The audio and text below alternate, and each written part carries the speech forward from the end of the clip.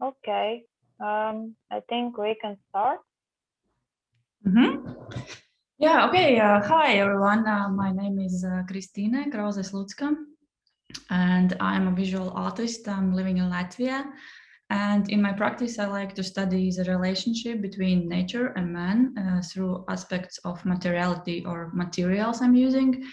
So that is why my topic today and the project I will share with you will be in a context of ecology and image making, and how this artistic practice is connected to other industries and its after effects on environment.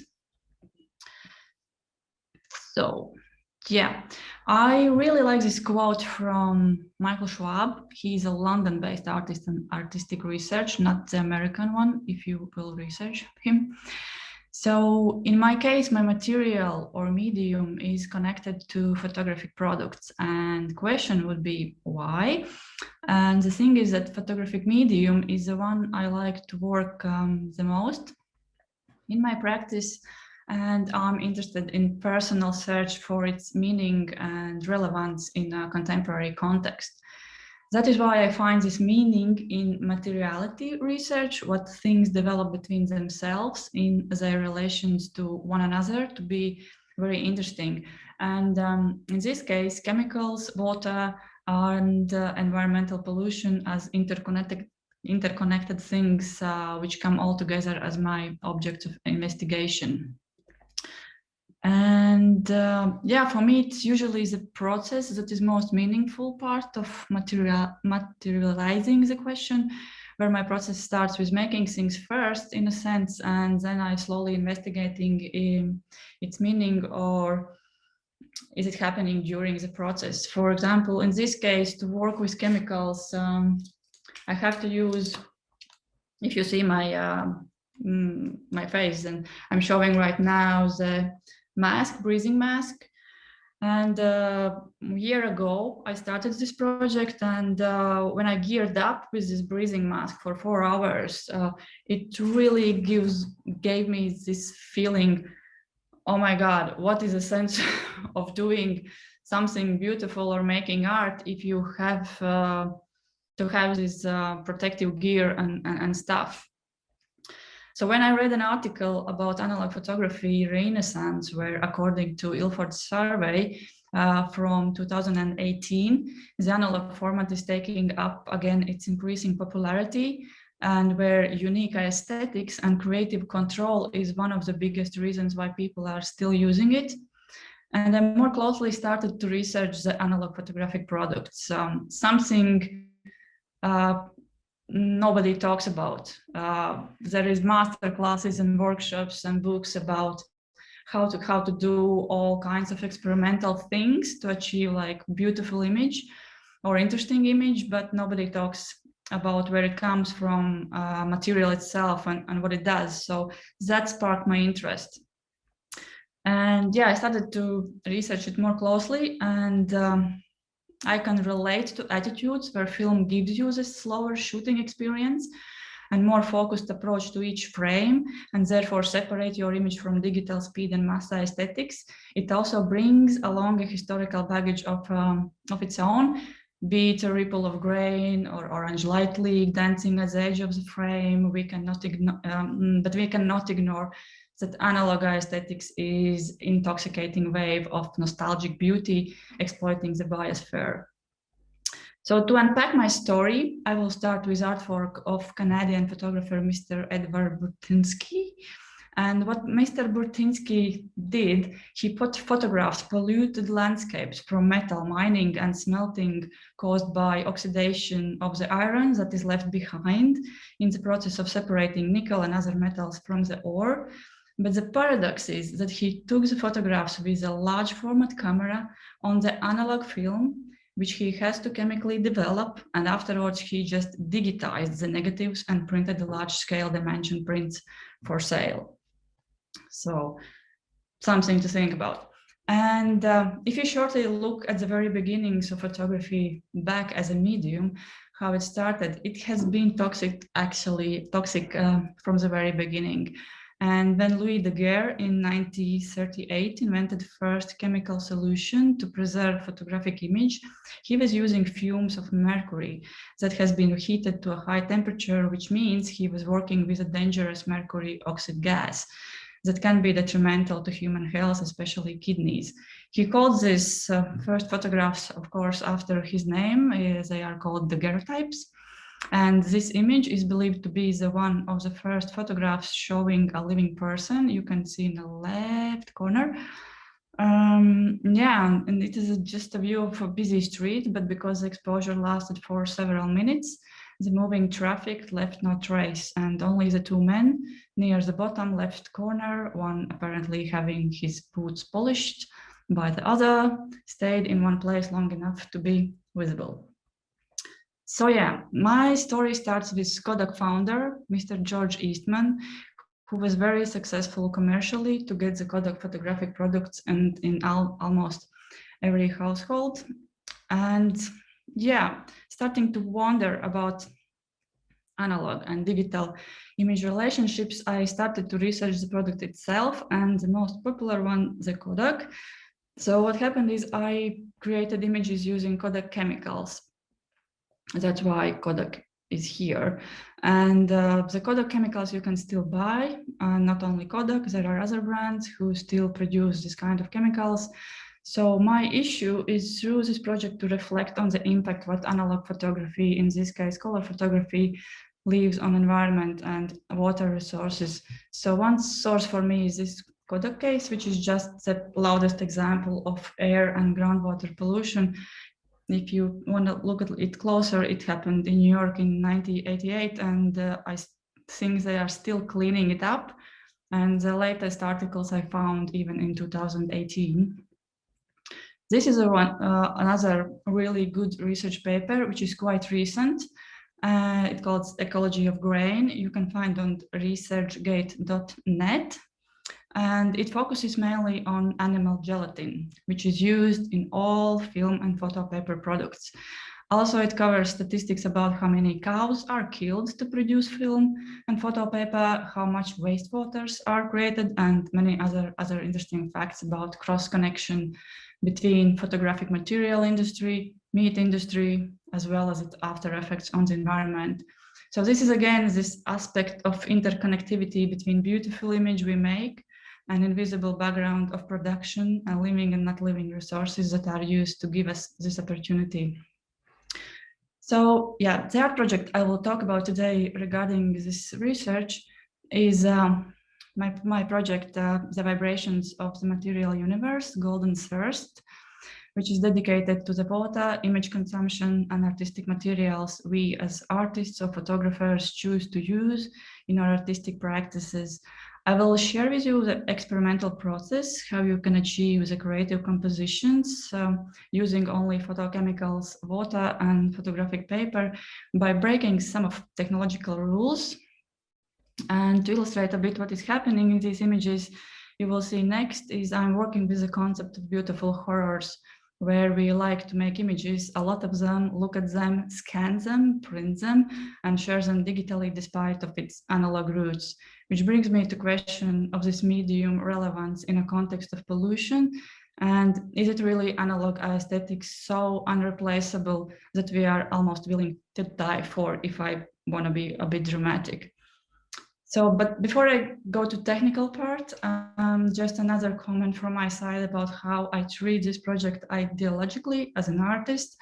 I really do appreciate as well this technical duality in photography, where there is positive and negative versions of the image.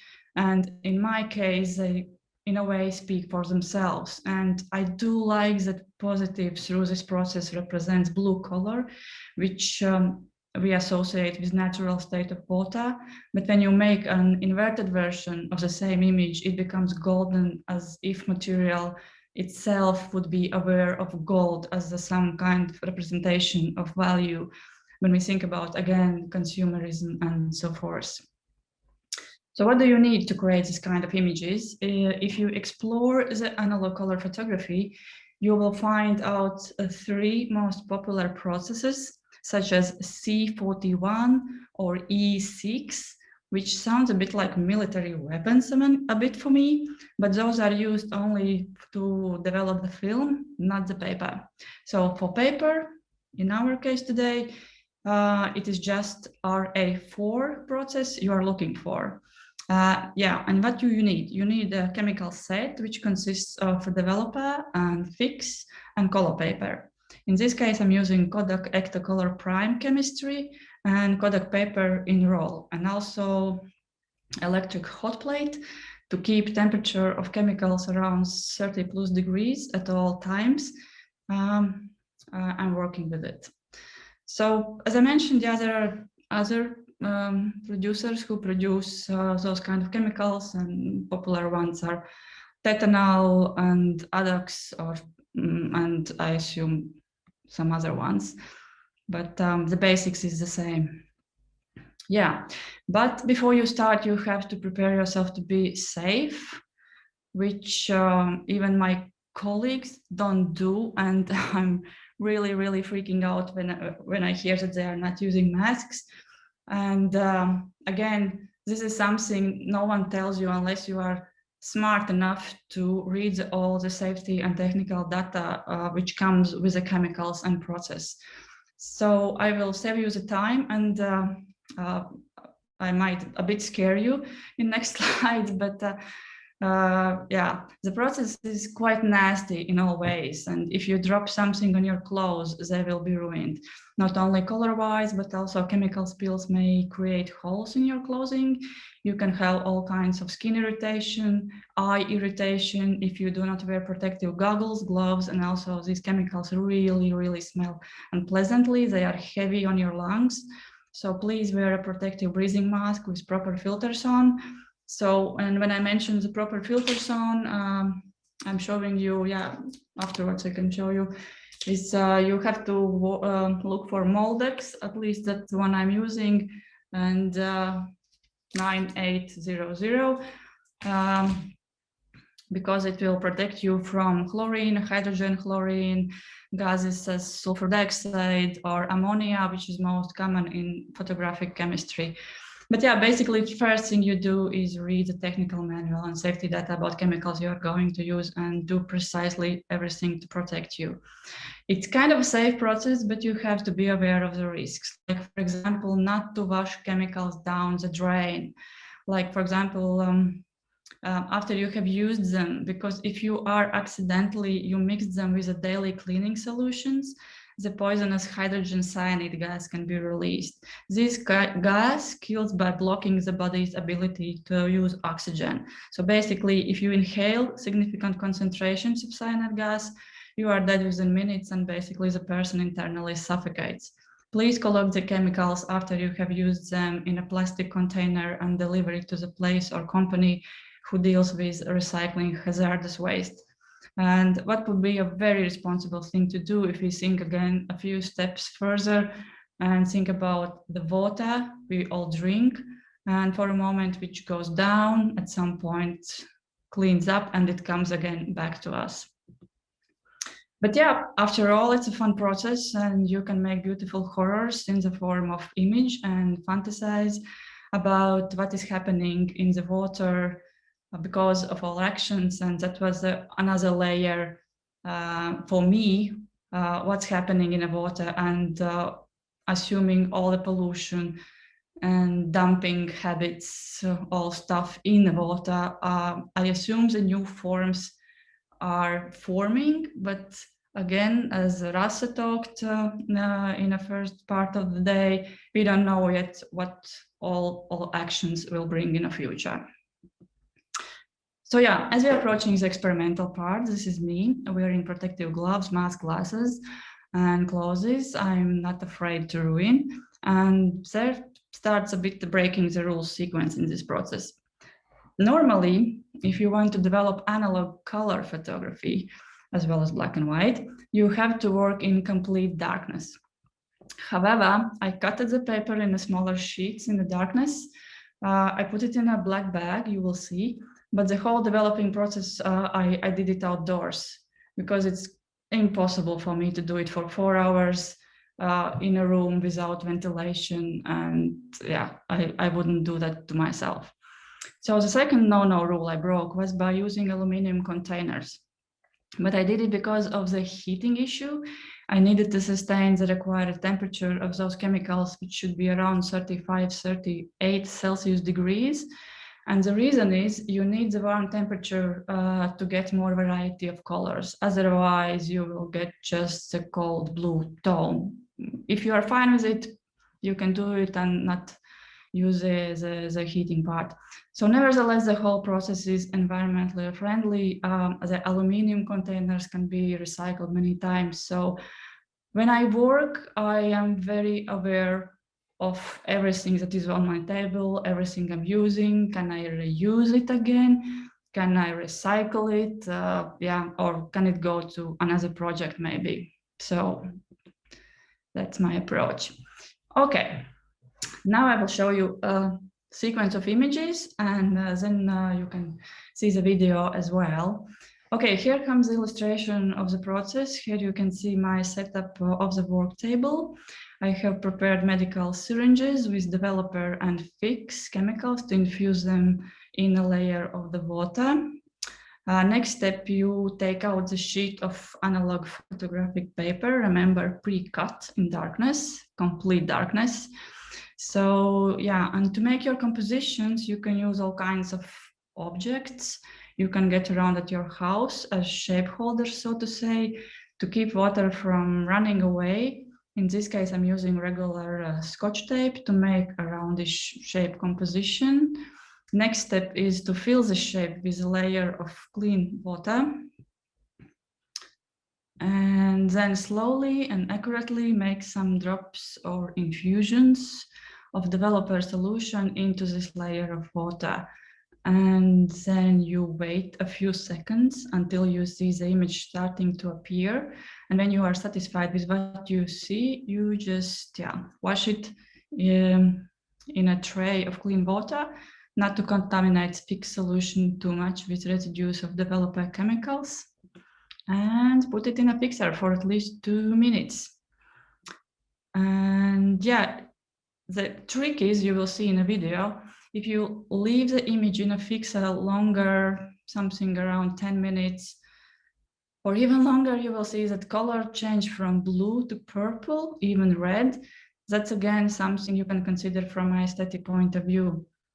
And that's it, seemingly easy and fun process. However, the trick is to get used to the flow of chemicals into the water, into the layer of the water, and observe the movement and reaction to learn to use it to your compositional preference.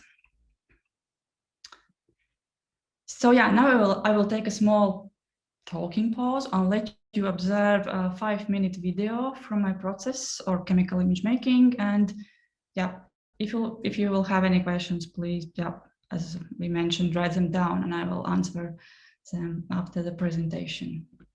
I hope it will work.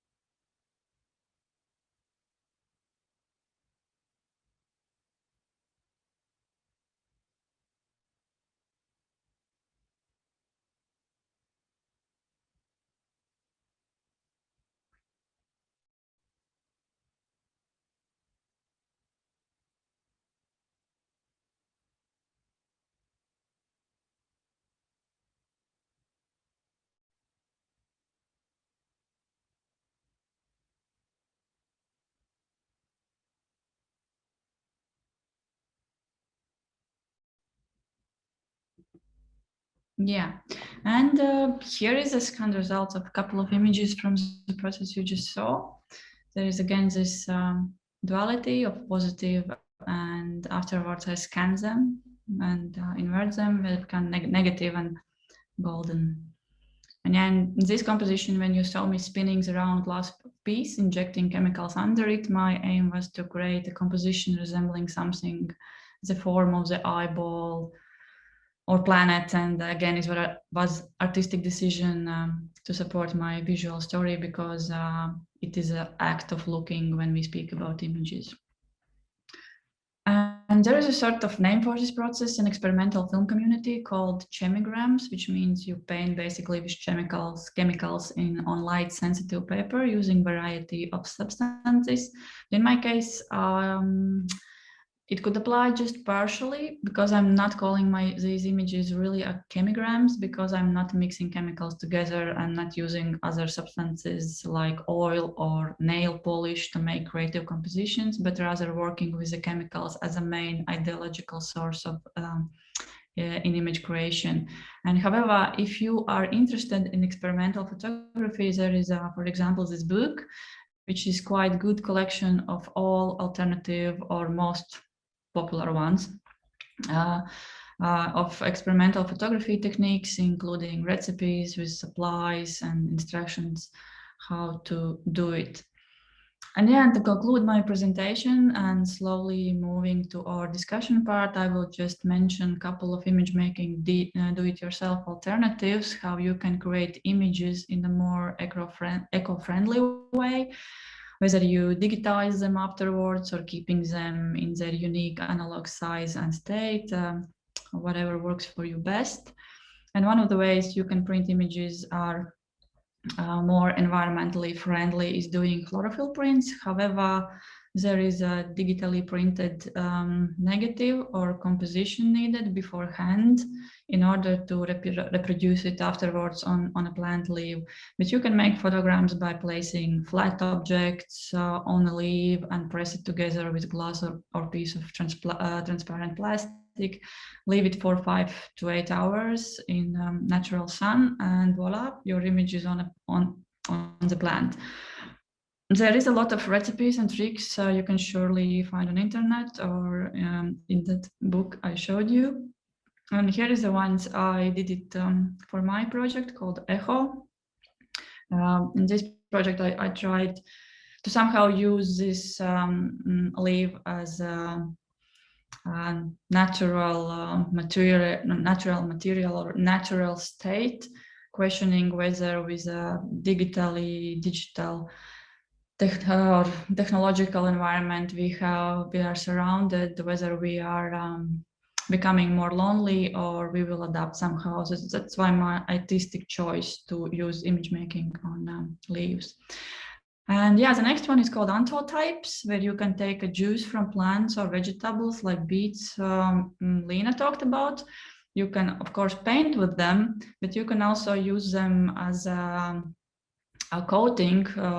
You coated paper with it, prepare positive transparency image by printing something out beforehand, or finding again some flat object and sandwich it together the same way as doing with the chlorophyll prints. And everything that is black, you can see in the right side image.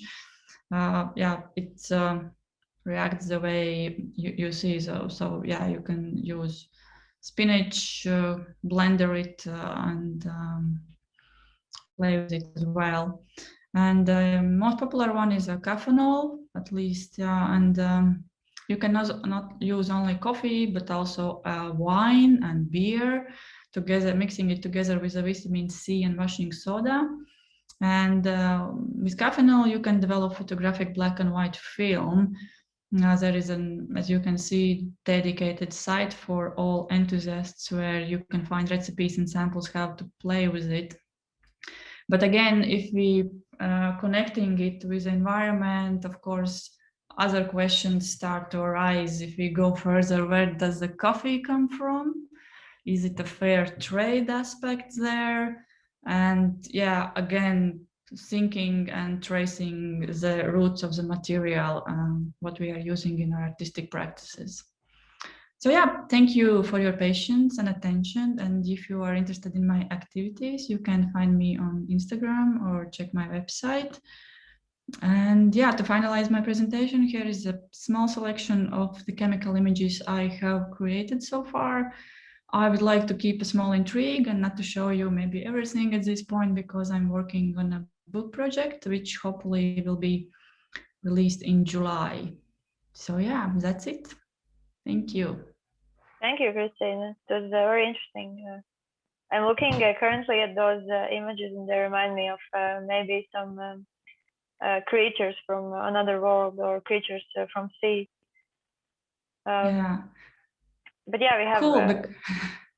Because that's why what I liked about this project as well is that it's there are many layers. There is philosophy, there is chemicals, there is a questions about images, how many images. It's like all kinds of processes happening here. Yeah, but my main focus was that something is happening in the water, and how we as artists exercising our hypocrisy by making seemingly aesthetic images using analog format, but maybe there is another way to do it. Of course, you cannot avoid bridges with digitalizing them, scanning them, but yeah, that's a question. Maybe we can talk about it. What are other people thinking about it? Yeah, so I had something in chat. Actually, I wrote some questions so I don't forget them. I had an idea. Weren't you afraid to still have some damage from those chemicals? Because I thought, well, maybe if something goes wrong, then the damage is quite irreversible. You know, if you accidentally inhale something. That was a question? Were you afraid that something might go wrong? Where was I afraid? I was afraid of inhaling those nasty gases because I didn't know it just recently, because I work also with black and white images. And for those who know, when you work with black and white images, there are 3 steps. There is developer, there is a stop, and there is a fix. And for the stop, you can use like plain water, but I am adding a bit etiquette.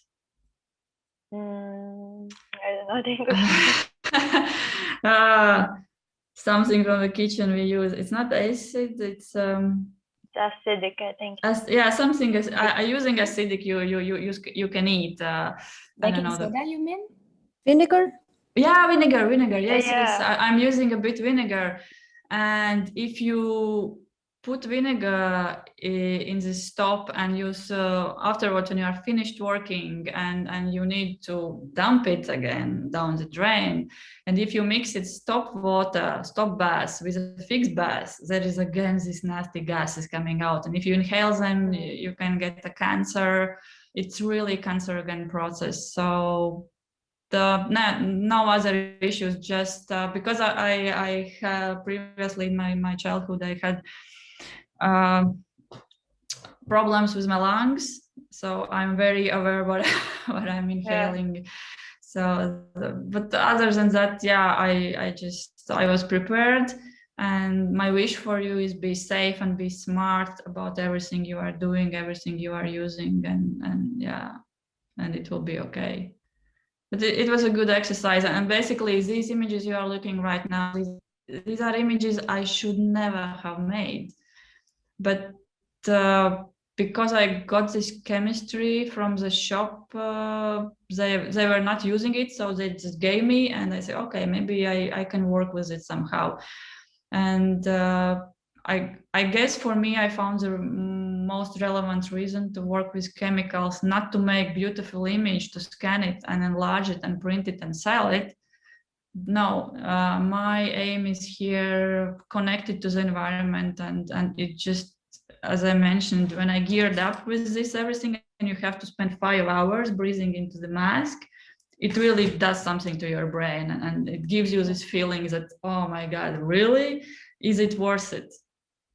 Or maybe I just grab my digital camera and yeah, go out and have fun, or maybe even blender juices or something. It maybe just more, maybe better than doing this.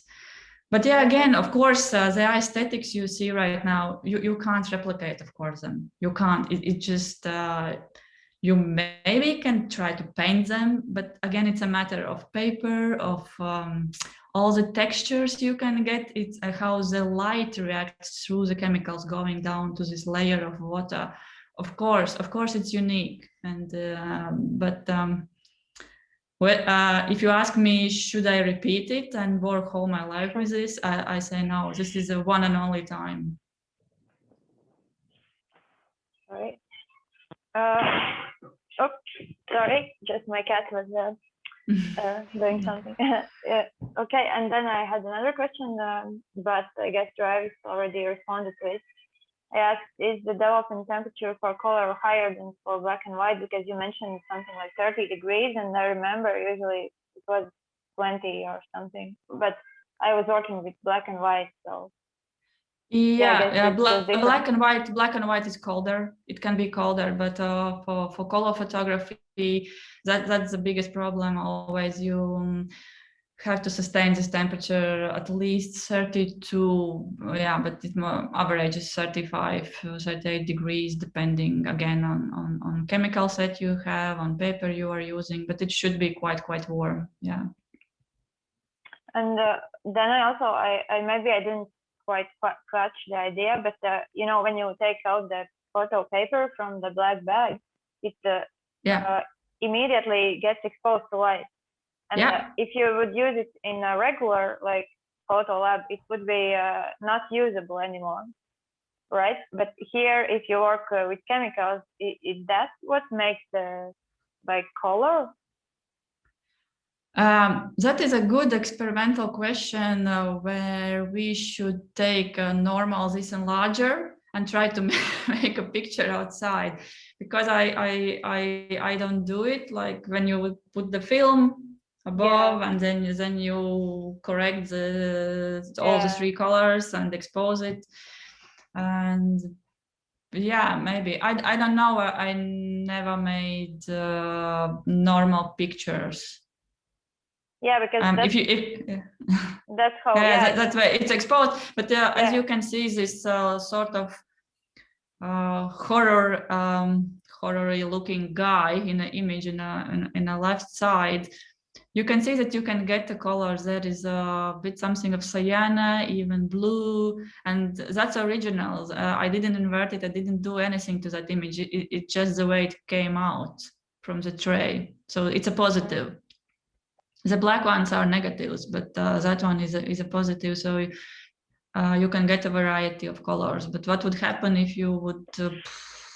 I don't know. I don't work in a normal way like normal photographers do. I'm a bit different. So we have 2 more questions. One is from Anna, and she asked, what do you do with the chemicals afterwards? Is there a safe way to dispose or to recycle them? Yeah, if you are in Latvia, there is a company called BOA, boa.lv. It's a place where up to 10 kilograms or 10 liters, it's free of charge to bring those chemicals for them. I collect them in a plastic plastic container. It still stands with me because I don't know, maybe if there is some exhibition, I will try. I have the idea I could put the images back in those chemicals and see how the chemicals eat them away and destroy them. It's again this movement back and forth. I take something from the image, but I'm feeding the images or back to the chemicals, and maybe documented how they are disappearing or something like that. So, but I keep them contained in a bottle and dumping it down the drain. Yeah. Okay. And then there's a question from Lina. Okay. How does your work help Earth, and what does it give to society?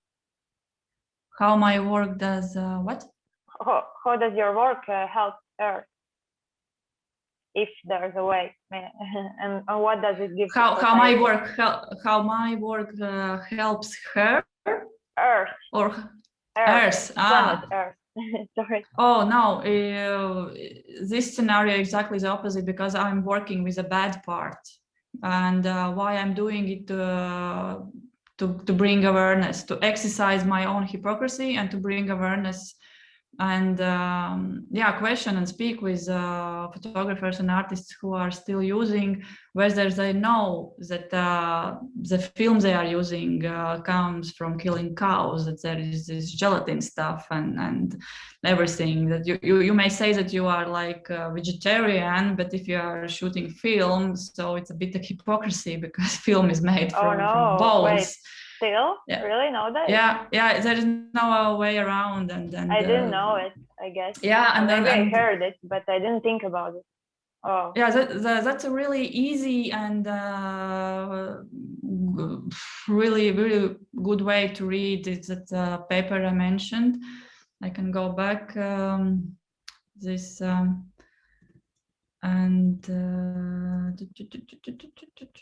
let's go back up. This one really, and this paper explains a lot, and there is interviews with people and whether they knew about it or not.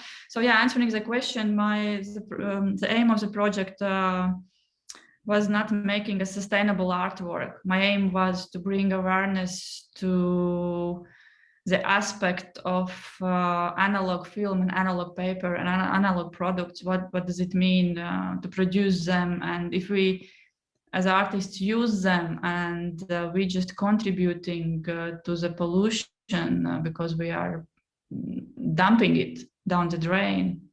So yeah, that's why what was my main goal. So I'm to plant it, but I'm not helping.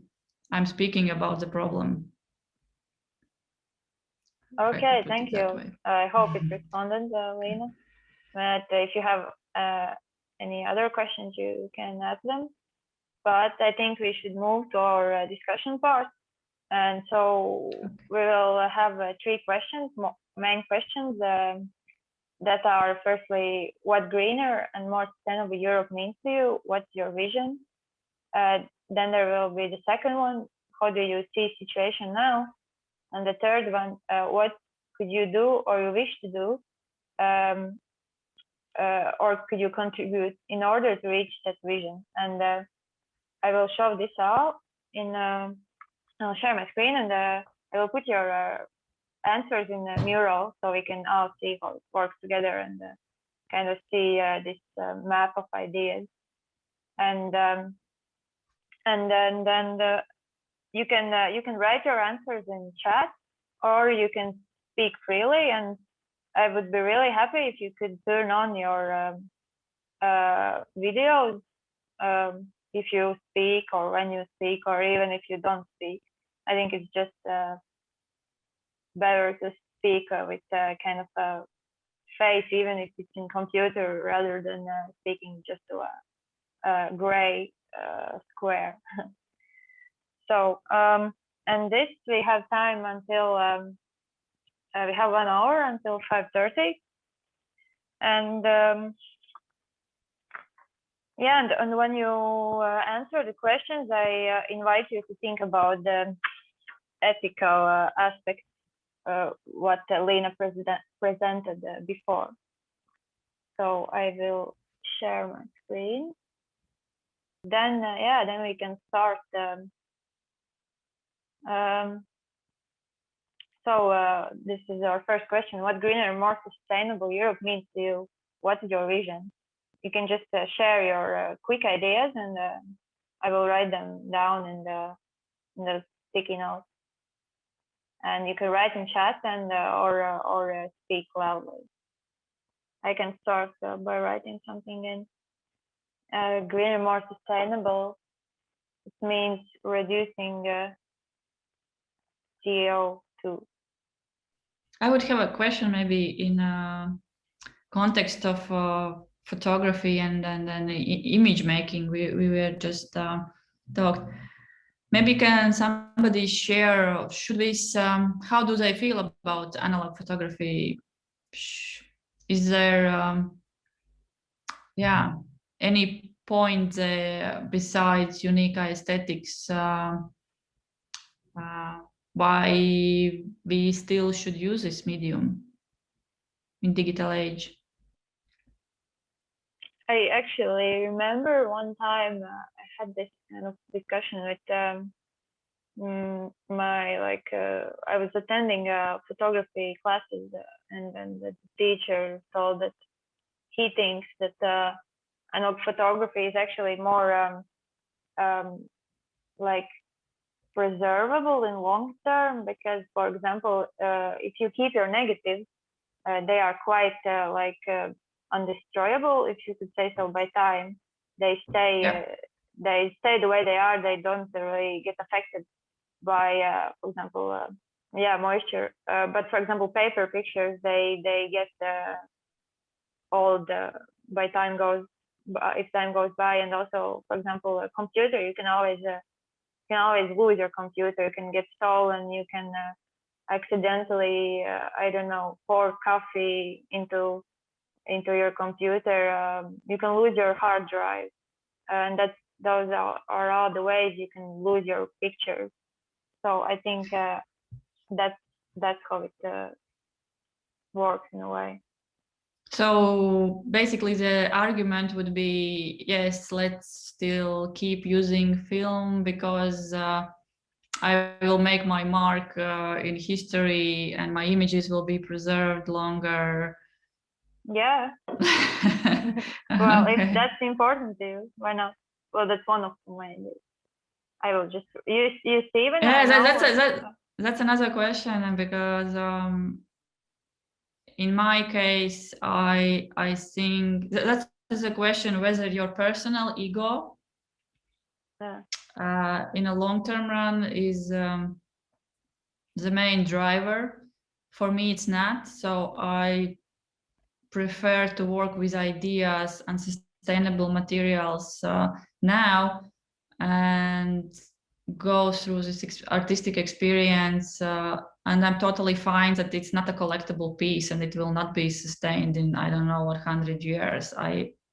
In that way, I don't have this ego. So I think it's more important to talk about attitudes and things, which is for me, it's more honest than to produce unsustainable objects which are nice to look at, but yeah, those all environmental questions are baggage. So how do you approach it? I think that would be an interesting discussion, what people think about it. Somebody writes something in chat. Charlotte wrote, when I was at photography school, I remember they said that analog photography will always be more accurate in details than digital photography, because a silver grain will always be smaller than a pixel. That's why I still use it, even if I'm a vegetarian. That's why I'm interested in your workshop, but I love the aesthetic tool of analog. But I have a question. What do you do when, do you scan them, or do you go all the way and develop the photography in a dark room? Hello. Hello. Since I don't have any dark room anymore, I don't have my own. I develop them. I develop the film, and then I scan them directly to avoid printing pictures I don't need to print, and to avoid using too much paper and too much chemicals. So I just develop the films at the moment and scan them. But that's why I was interested in your processes as well, because I would love to build my own darkroom again and maybe try to find some solutions, more sustainable solutions to the chemicals that already exist. And but the best would be actually to find a new sort of film roll that doesn't use animal gelatin. Oh, I don't think that there is one. No. At least when I researched, I didn't find information that it's still used. It's the only way how to preserve this layer. It's if you have, gelatin. For example, fake gelatin, doesn't it work? You mean? No. No, because I guess there is some kind of fake gelatin that is used. You can use some in like cooking, like agar. It's used for agave, yeah. But I think this question is answered in that paper, The Ecology of Grain. It's really, really eye-opening. And it's quite fresh in 2018, I think this guy wrote about it. And he also talked about that agave is not a solution, it's still gelatin. Yeah. I think the problem is that it would be good to find an alternative, but the thing is that since the digital era arrived, 15 years ago or something, the people don't really. I think there is not enough demand about analog photography, like to make analog photography evolve. There is not enough demand because people will just switch to digital. A few will experiment and a few other will still continue to use the old school analog photography as I do, I guess. Yeah, for me, why I don't shoot film, and I more likely prefer this concept when you work with image directly on a paper. That's why I'm more interested in how to maybe find more sustainable emulsions, because if you think about photography, it's basically about light and light sensitivity, and how you can make the paper, which actually is the final product we shoot, because we want this photography, whether we are working in a dark room or whether we scan it or print it, the final product is this piece of paper, which is photography. But if you can take a good paper, coat it with a light sensitive emulsion, there is a lot of recipes, whether we talked about them. It might be a juice, it might be like albumin or other chemicals, but you can make paper, and that's the one step how you can avoid the film at all. You don't have to shoot film to make an image. I mean, you can print it on a plain paper, something, and make photograms, and it's again a fun way how to experiment it.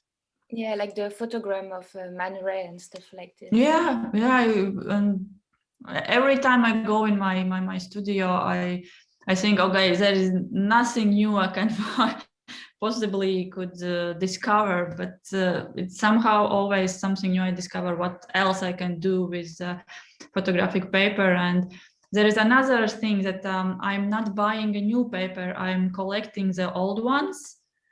And that's again this aspect of recycling. I'm recycling what's already is there, and again mixing it.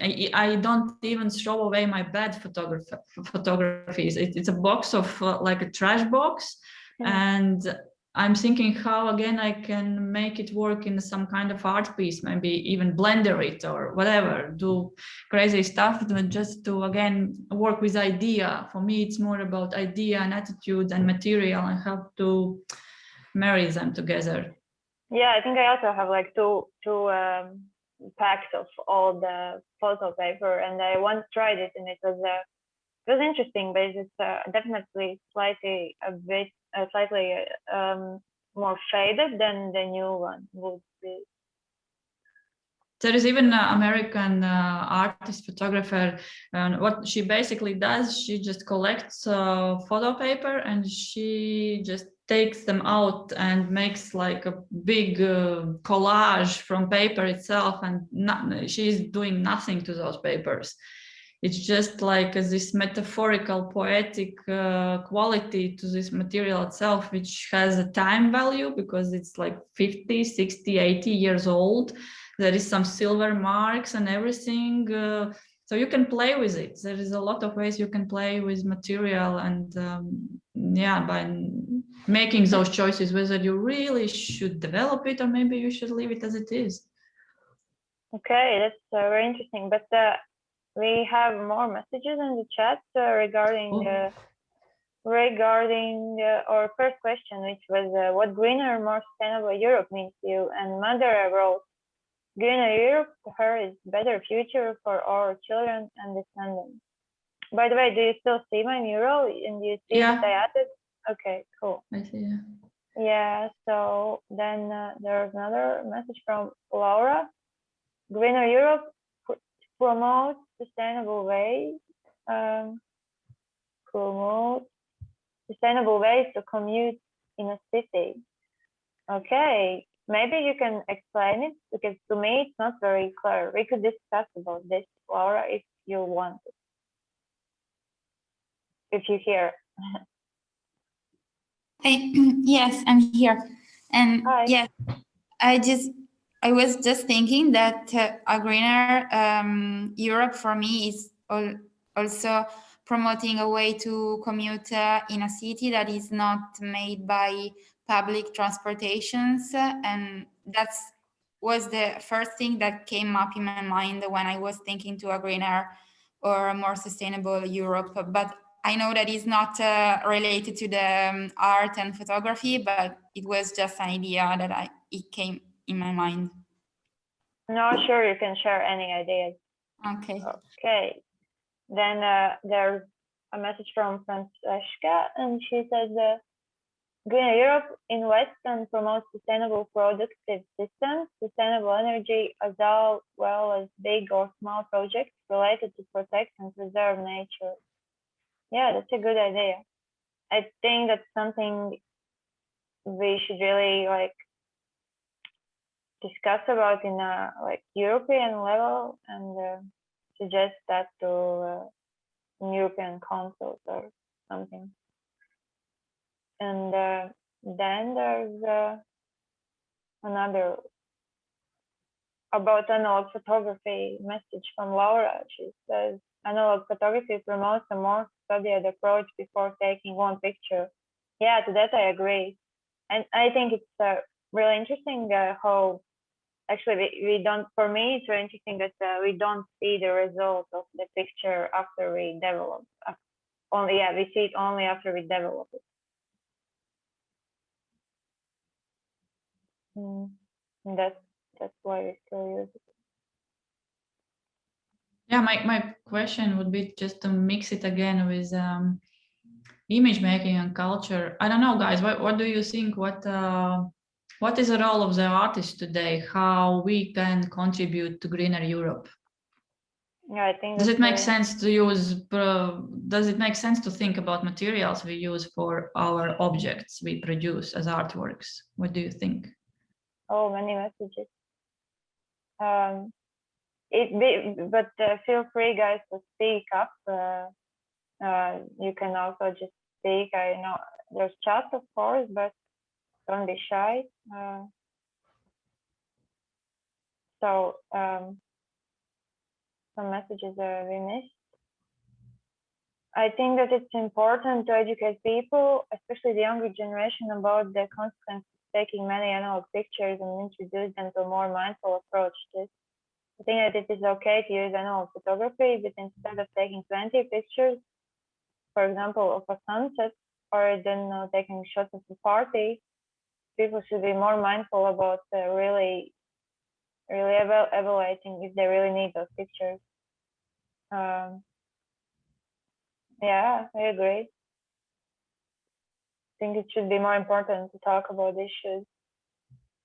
And then how to create analog photography more sustainable, making recyclable materials more accessible to people, making them cheaper. That's Laura, yeah? Yeah.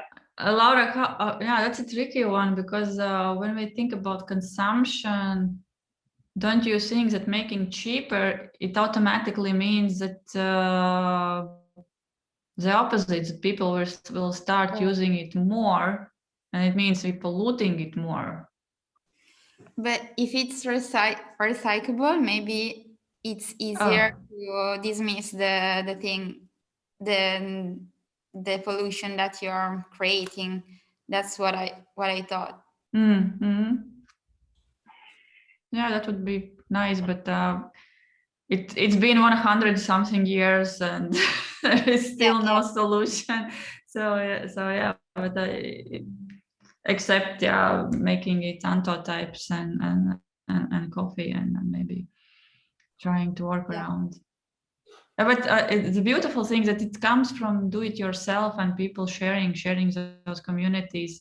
We are the ones artistically open-minded people who are searching for or experimenting how to find other ways. I think, yeah, that comes from them. For example, yeah, Cafenol definitely doesn't come from Ilford or Kodak. That's not in their interest. Okay, great. Thank you. Do you have maybe more suggestions on what greener and more sustainable Europe means to you? Anybody? Can I share? Yeah, sure. Hi. I really liked about how Kristine was talking about her creating awareness by polluting. And I think it's also very important to, like, if we create some pictures, beautiful pictures, and we bring from some really, so the picture is also message carrier, can be a message carrier that takes brings from somewhere where we physically can't reach to create awareness about certain issues. And if it's taken in the beautiful pictures, like we have video documentary movies, for instance, or documentary pictures of National Geography and stuff, to bring these awarenesses. And it is a good question, is what's worth, and how do we measure, say, taking the pictures, making the movie of certain issues on ecology and bringing awareness to people. So we do pollute, of course. I don't think we cannot not pollute at all. But to be aware of how do we measure, for what do we use it? Maybe that's something is more important. And what is the outcome is serving, to whom this outcome is serving. And for me personally, as an illustrator, is always important when I create something, I share with the people so they can get inspired or learn about it. And it, again, it's a tricky balance, but I think it's something about creating awareness for yourself first. What's your goal of creating something as an artist? What do you want to say? What's the message? Is it says like, look, it's beautiful, or look, it's what we're doing is really not good, and we have to be aware of that. And maybe these are the ways we can deal with it.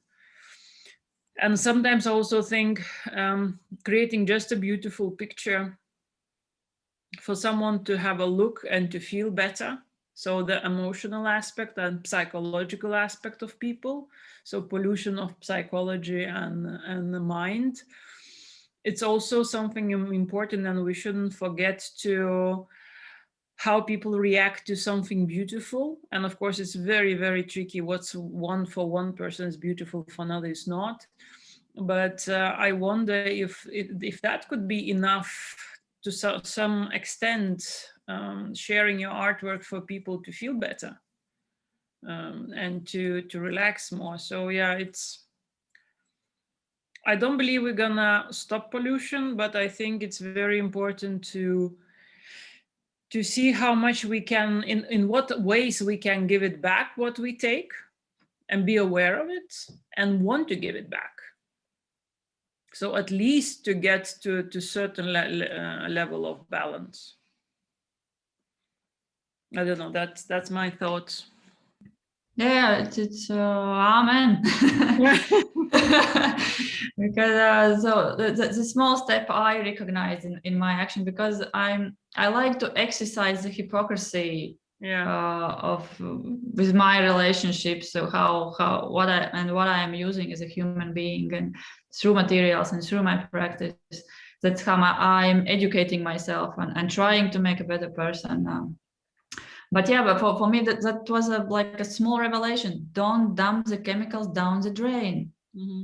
Just take a little bit effort, collect it, and call it the company, or yeah, just deliver it, and it's for free, and they will recycle it, and they will be the ones actually who are keeping all those nasty stuff. But at least it will be concentrated in one place.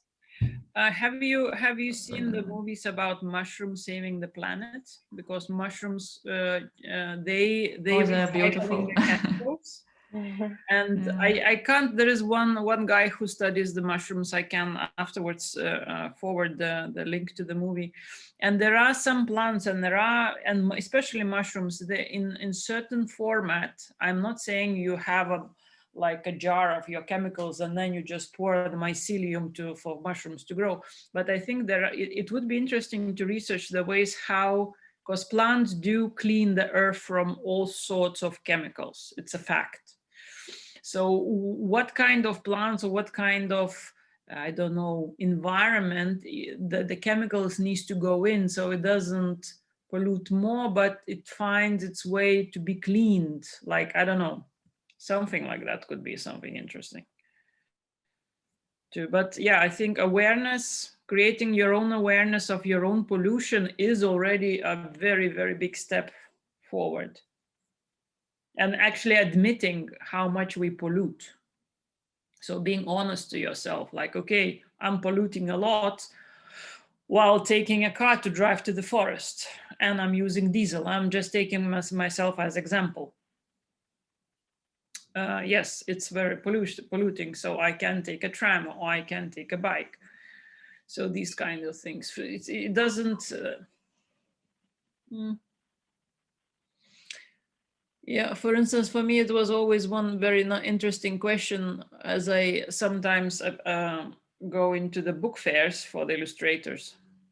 And there are, every year, so many books are published and a huge amount of books are published. And I always think, are people who come there, the buyers, the readers, are they aware how many forests are being cut in order to make these books happen?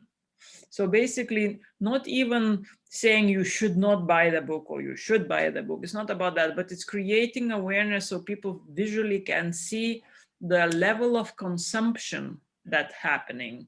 So how many books, how many trees we need to cut in order to create every year thousands and thousands of books. What happens with the books after some time, and they don't stay in the bookshops all the time. So it's always, are they being recycled? Where is happening? So also being aware of the cycle of the products that we are using. And talking about it and being aware and making a choice out of awareness rather than because I like it, therefore I buy it or do it. Okay. Thank you, Lina. I stopped talking now. Someone else. No, it's very interesting. I think we should move to the next question. Yeah. So we get on with our discussion, and so the question would be, how do you see the situation now regarding to all this we discussed, the present, and yes, how do you see the situation? You can feel free to share your responses in chat or speaking loudly. I invite participants to speak up a bit also. What do you mean exactly by this question? How do you see situation now? Maybe I answer to this question because sure. I suggested them. Yes. So basically, if you look at the future of, like, we want a greener Europe. So basically looking what is situation now in the present moment within Europe or wherever you are. So in order for us to create something that we want to create, it's very good to look at where we are now, say in the climate change in the European level. Do you think we're already living that future? If not, what do you think the present is, and how do we reach towards the ideas and wishes and dreams, so say dream Europe we want to have? Is that clarifying? Yeah, I think so. Okay. Yeah, it's quite broad. Mm-hmm. Yeah, it's broad. I would ask myself, how do I see situation with me? Yeah, which is good. Whether yeah, because my workshop was about images and as a concept and attitudes of artists, and I guess, yeah, how would we connect? How do, yeah, should in the context of art. Well, it's also like somebody suggested, like taking down CO2. That's a future for Green Europe. Okay, that's good. And what do you think CO2 is now? So what kind of situation? So it's also the people who already gave the answers to the first question, think in connection to what are you suggesting or what are you wishing, connect the present moment. So like if somebody wants, I don't know, Better future for children. What kind of presence children have now? Why should they have better future? Maybe they have already perfect one. So link these questions to your suggestions, and even if you didn't write that what is a green future in Europe is, you can think of, okay, today the situation, I'm artist, I'm doing this is what happens, and what I want to see in the future for myself in the work that I do. And it could be related to your workshop easily. How can, this is the situation now, what can I do better, or how can I change my work so it actually supports the green vision. I also shared the mural link in the chat, so if you want, you can add something directly in the mural, or if you have any sudden ideas. But yeah, any suggestions on? I can say something. I'm Francesca, and I said before that I think that it's pretty important for institutions, I think, to invest in projects, in sustainable projects. And I think it's really like in this moment we are kind of a bit in, I don't know, I don't think we are in a good point, because if we think just from I've just read a news some month ago which was related to the food industry, and we know that the food industry is really polluting, I don't know if it's correct, and there are now investing, a lot of companies and startups are really investing in creating for example vegan burgers, and European Union decided in Italy to prohibit the use of burgers for vegan burgers. And this is just something, it's just a simple example of how sometimes also institutions are like pushing back these innovations and not helping this sustainable process, creating a more sustainable industry. Just this is related to food, but this is applicable in every kind of industry. And so I think we are not in a really I don't know, super positive point, because sometimes institutions which are the really important for citizens are not helping. For example, startups or projects which are trying to make industries and production system more sustainable, and also the consumers are always pushed sometimes to the most the easiest way to consume, which is not most of the time the most green way to live. I don't know if it's like it's did you understand what I said? Yeah, I think I got the part about the institutions that are not helping the sustainable industry. Is there something in the chat? There was a message from Laura, and she asked regarding the conversation with books, where is the limit, and who decides what can be printed and how many copies, books or images, and anyone can support the personal importance of having something not in digital version. Where is the limit? Who decides? I mean, we decide. Yeah. I can share my experience. This will be my first book about this, especially in photography community, the books are for photographers somehow like the main goal. Everybody wants to make books and as many photo books, especially I'm talking about photo books, as they can. Again, this is not my case. I don't think that works for me, that I have to make every project in a book. But of course, if you feel that way, you do it that way. But for me, yeah, it just because I'm speaking of awareness and I'm using the bad stuff to make a point, And for me, it made sense that book would be the one, but it somehow happens that I just won the award. It's not my initiative, it's just somehow one competition pushed me, okay, you won award, but you won't have an exhibition, but we will give you opportunity to make a book. That's what happened with me, at least. So, but yeah, it's a personal preference. It's as with everything. Yeah.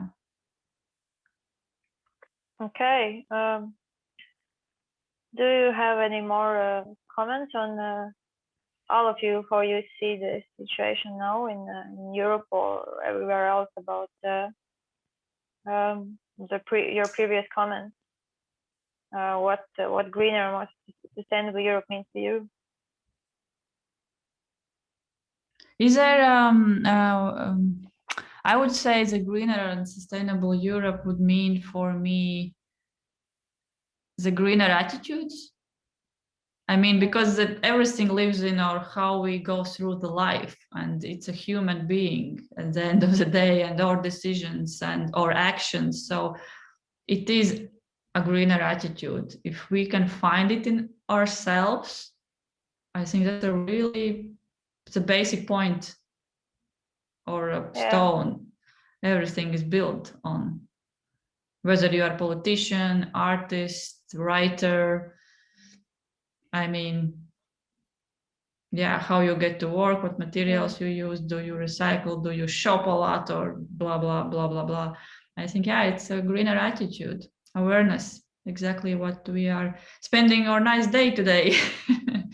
Yeah, actually, I think that awareness would be great if this is how I see the situation now, that we have too little education about these points in, for example, schools already from early age. I don't think that we talk, that maybe it has changed, but I don't think that we talk that much about climate problems or sustainable approaches. I think everybody, if we look at our household, can find at least 3 things that we should do differently. For example, I should put organic matter to recycle in separate box, which I'm not yet, but I should. So I planted a banana leaf in my room's plant pot to nurture it somehow, but that's my smallest action. But yeah, I should recycle organic stuff, separate it from all the other trash I made. But I think often it's not even possible because, okay, I have a garden as well, but if you live in a, like, I don't know, Imanta, in a block building, you're not gonna make a little. You do. It's an effort, and there is like but in your hipster apartment, DIY solutions. Yes. Really? Doesn't it, like, for example, stink inside? I don't know, but okay. I saw on the internet that there is like fancy boxes or something. Okay. It's like you can buy like fancy bucket or something and be very responsible and recycle it. I think again, but if you drink a coffee, and I keep my coffee in the refrigerator because it collects the smell. And so if you collect your coffee after you have drink it, if you drink a coffee, that's something that collects smell, you just put it in a bucket and voila, problem solved. You just have to research it. I think it's an effort, but again, it's an experience and attitude. And for me, that's the most important part in everything I do in my life, in my artistic practice. And yeah, I think. If I may add something, for the coffee, for instance, it's maybe an effort, but as soon as you find that it's helpful for you, it can be a reflex. Like for the coffee, I do the same. I put it in the refrigerator, or I mix it with the eggshell and banana skin. It's super great for every plant. You can put it in your ground for the plants. You can use it as a peeling for your skin as well with oil or honey. And once you try out something and you found out it's interesting, then it's just a reflex. And for instance, I live in Germany, and here the collecting of organic trashes it's everything really strict. And because it's strict, the people do it. And maybe for to answer the question, I think sometimes you have to all promote the new ways of lifestyle, like more recycling and stuff like this. And sometimes you just need to the politics just say it's a must, you have to do it. And then when it's a requirement, you are obliged to do it, and you just learn it as a reflex, you know, like it's in your lifestyle, it's usual like this. And for instance, for the photography, I don't know if they do something like, I think it's already a must that you have to recycle your chemicals for photography shops. But maybe, Yeah. I don't know, it's maybe we don't talk about it enough, so the people don't know what to do with it, so they think they can just put it in a normal trash or just put it in the sink. But if there is more awareness around it in Europe, like generally way, maybe the people will think, oh, okay, then I need to recycle it, then I do it because I must do it. If you drink a tap water, you should do it. Yeah. I mean, it's silver and Yeah. I think you should scare people. Yeah. I hope I did scare you a bit today. Then you become more Yeah. aware. Oh shit. Yeah, Oops, I swear. When, yeah, sadly. Yeah, The- actually, if you can see it, I'm adding something in Miro as well all the time. And yeah, please like, do. your scaring thing actually led me to think about the third question, which is what could be done, or you wish to do, or you could contribute in order to reach that vision. Like, what is this journey we could all do? And yeah, I added something that politics are important, because create sustainable projects, and scaring something else. Because yeah, nobody wants to hear how we won't have any oxygen after 20 years, for example. I think that's a very good argument. It does scare me. And what works really well as well, most of the time when it's about climate change, it's movies. Like when there is a big movie about, what was the name of the movie about meat years ago? I think I know it, I don't remember the one from name. Leonardo DiCaprio, I think. Hmm. Well, then a lot of people realized how bad meat is on a huge scale to consume. So I think it helped a lot the people to switch to vegetarian. And I think, yeah, movies are helping a lot the people to be aware and then to change their minds. It's working out a lot. Yeah. So if any of you participants have any more ideas about this third question, you can write it in chat or share it speaking. What could be done? Message from Laura. Thank you. Encourage friends and family to do something you consider sustainable. If it's important for me, a friend is more willing to adopt a good behavior. Yeah, that's a good idea. I'll write it down. It's like, yeah, like getting your parents. I tried it, but well, I guess it depends on the family and your friends. My parents were not ready to recycle, but maybe some other time. Okay, do you have any other ideas? I would be interested in hearing what do you guys think about. Is there anything that inspires you when you think about art and nature? I mean, what specifically maybe inspires you in the relationship between art and ecology? There's a comment, land art. Can you explain that? I don't know what is land art. Yeah, Robert Smithson, my favorite one. You just make art out of stones and it disappears in time under the water. Yeah, you can do it as well with like old leaves or wood, whatever, and you just put it nicely somewhere on the ground and whatever. It just ephemeral. I mean, it doesn't stay for too long. It's temporary, but it's super ecological and it's art. Yeah, but again, it's a concept of attitude that there is no human ego, that artist wanted to make it sustainable or sell it in a long-term run.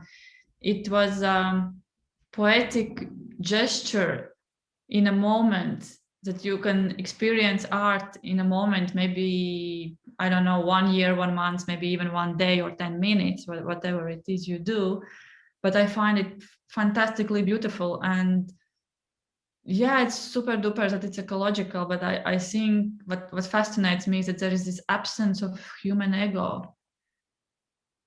And you can create beautiful things, not damaging anything. Do you think there is a way that humans could like reduce their egos, not on a maybe very personal level, but on like a wider scale level? Could we make some, I don't know, some educational programs to like make us realize that we are a part of the ecosystem? Could it help? Yeah, but you first have to realize that you are part of the ecosystem, and Yeah, okay. that takes time, and that takes mental evolution. I don't know how to put it in words, but yeah, that's when money is not your main driver, when other things on philosophy, and if you like to think about things, research, and it's basically you when people reach that level, then yeah, then something changes, but not everyone. Some people just go to work, there is not enough money, and that's all they can think about, and then you can't blame them.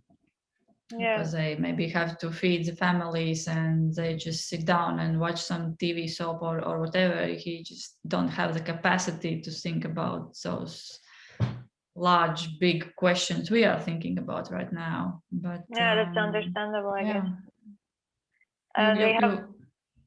Sorry? No, I mean, you can't generalize things. It's up to each one of us. How do we feel ourselves? Are we honest with ourselves, with emotions, with our relationships?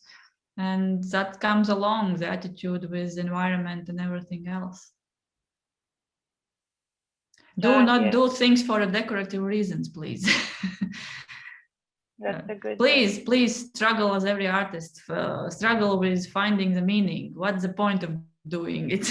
What's the point of art? There is no point. It's just everything lies. How do you feel, and what's important to you for every one of us? I hope that maybe people will think about this more during this specific like pandemic and lockdown. I definitely think more about what is the meaning of everything I'm doing. Yeah, and actually have more comments on what could be done. And Anna says demand that companies fulfill goals towards more sustainable business practices. Yep. And then there's again comment from Laura: create art with nature. Make every art piece unique and contemporary. This can give more exclusivity to what is done with a limited edition. Yeah, I like this too. Not limited, just one and unique. Okay. Do you have anybody has more comments or any ideas or something else to add to our discussion? Because I think we are heading to the end of the time limit, and I think that we could use a 10-minute break, maybe, if you want. Yeah, okay, let's do that. Yeah, I think it would be nice. So now, thank you all for this very interesting discussion. Thank you, really. And I think to get back Okay, wait, I will just copy this last one. So you just have to press the button, leave room, and we are back with everyone, right? Yep, I hope so. Just, yeah, don't leave Zoom accidentally. Okay, somebody's waiting. Thank you. See you in 10 minutes in the Big hall. yeah, thank you. Thank you. Thank you, everyone.